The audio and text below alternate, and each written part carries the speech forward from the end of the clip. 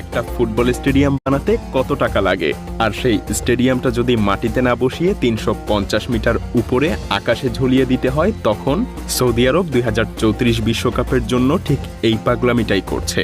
আর একটা না, এমন এক ঝাঁক স্টেডিয়াম বানাচ্ছে তারা, যা বানানোর সাহসও পৃথিবীতে আগে কেউ করেনি। কিন্তু এই একটা স্টেডিয়াম তো শুধু গল্পের শুরু মাত্র।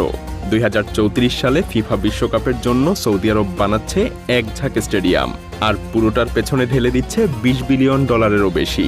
ইতিহাসে এত বড় স্টেডিয়াম নির্মাণযোগ্য আর কখনো হয়নি। প্রশ্নটা এখানেই, একটা দেশ কেন এত টাকা, এত পরিশ্রম ঢালবে এমন কিছুর পেছনে যা বানানোর সাহস আগে কেউ করেনি? আসলে তারা কি শুধু স্টেডিয়াম বানাচ্ছে, নাকি এর পেছনে আছে অন্য কিছু? এই পুরো আয়োজনের মুকুট হবে রিয়াদের কিং সালমান ইন্টারন্যাশনাল স্টেডিয়াম। ৯২,০০০ দর্শকের এই দানবীয় স্থাপনাই হবে সৌদি আরবের সবচেয়ে